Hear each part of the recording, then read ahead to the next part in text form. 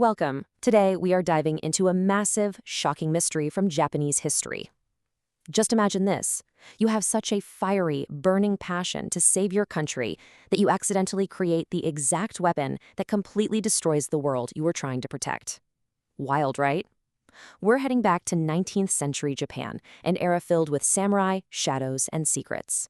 We're going to explore the life of a leader whose passion was so intense, people literally called him the Fierce Lord.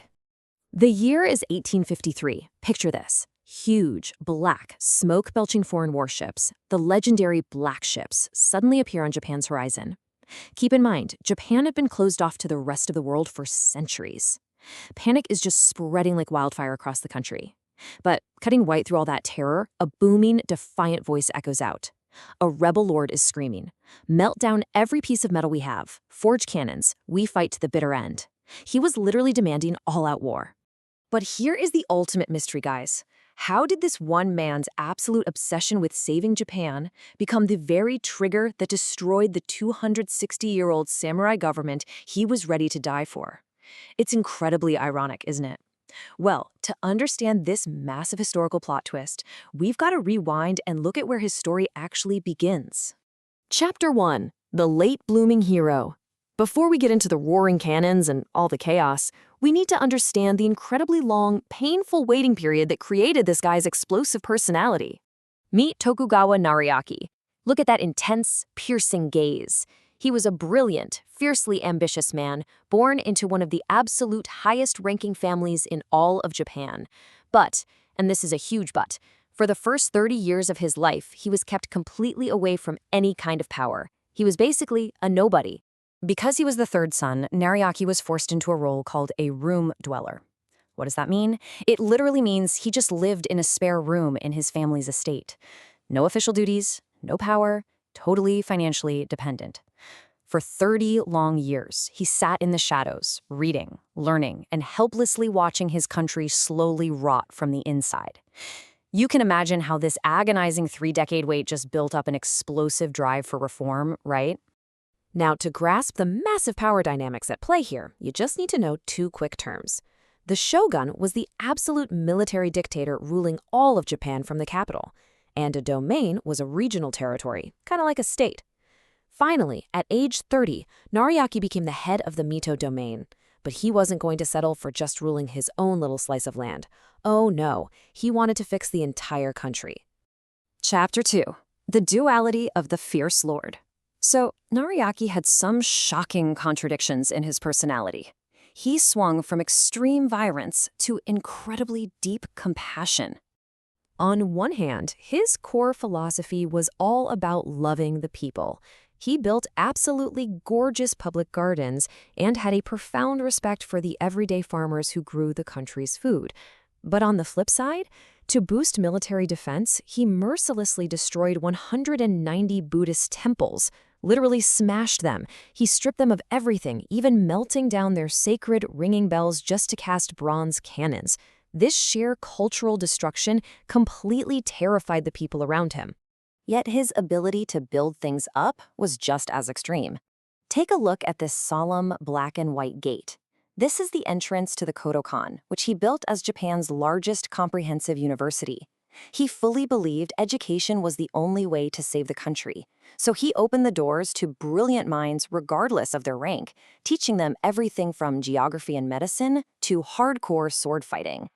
Right alongside that strict university, he built a stunning public garden called Kairakuen.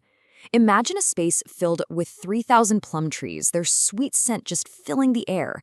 Back in the 1840s, this was a totally radical idea. He believed that, after rigorous studying, you needed to relax, and more importantly, he believed the elites absolutely had to share this beautiful, joyful space with commoners and peasants. This next story really captures who he was. Every single day, this immensely powerful lord kept a tiny farmer doll right on his dining table.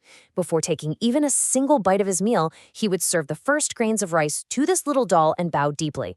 He did this to teach his kids a profound, unforgettable respect for the peasants working out in the rain and mud to feed the samurai.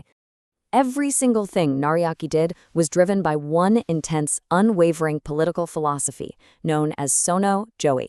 Simply put, it means revere the emperor, expel the barbarians. He believed that for Japan to survive the looming threat of Western empires, everyone had to unite under the sacred emperor and violently kick out any foreign invaders.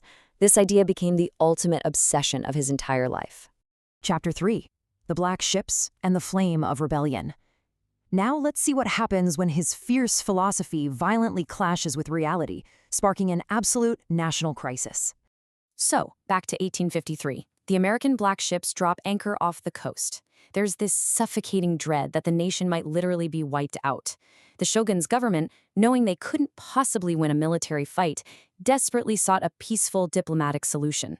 But Nariaki, he was furious. He demanded immediate war, refusing any form of surrender, claiming it was a total betrayal of Japan's very soul. And this sparks a high-stakes political death match. On one side, you have Nariaki's fiery idealism, ready to defend the country at any cost. On the other side is the leader of the shogunate, a man named Ii Naosuke. Ii was a pure pragmatist. He knew war meant total annihilation, so he went ahead and signed foreign trade treaties without even getting the emperor's permission. To Nariaki, this was unforgivable treason. Chapter 4. The Ansei Purge and the Death Match. The political stage is getting incredibly dark now. This isn't just a debate over a treaty anymore. It's turning into a literal bloody fight for survival. Time is rapidly running out. 1853, the black ships arrive.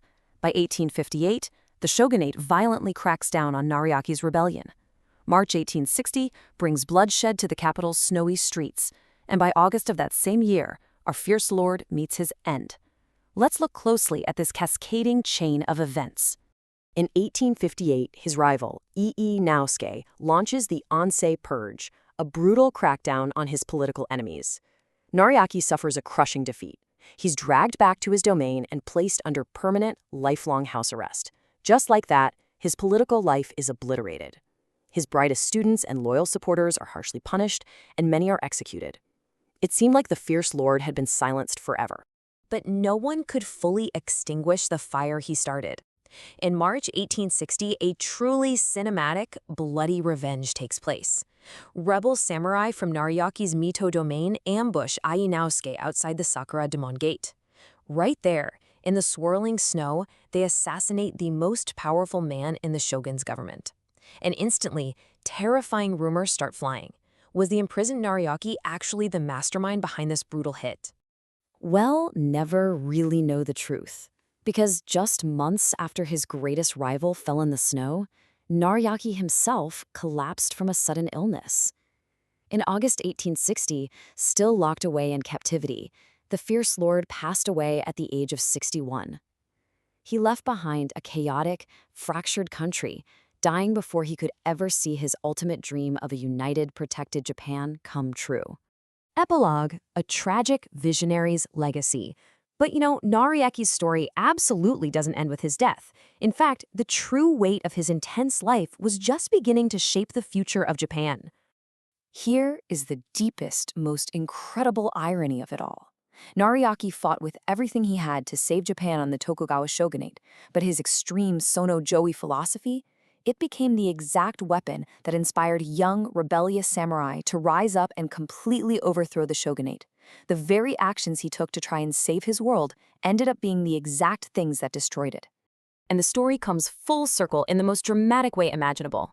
Remember how strict Nariaki was as a father? He literally forced his 7th son to sleep with sharp razors by his pillow just to teach him mental toughness? Well, that boy survived that terrifying upbringing and grew up to be Tokugawa Yoshinobu, the 15th and final shogun of Japan. It was Nariaki's own son who ultimately peacefully surrendered the era of the samurai to pave the way for modern Japan. So this leaves us with a lingering question. Think about the temples he destroyed, the young minds he educated, and the revolution he accidentally sparked. Was the fierce lord Tokugawa Nariaki just a dangerous, destructive fanatic? Or was he the tragic, essential architect of modern Japan? It's a profound reminder that sometimes our purest passions can create unintended consequences that change the world forever. Thanks so much for joining me on this explainer. Keep exploring the amazing mysteries of history.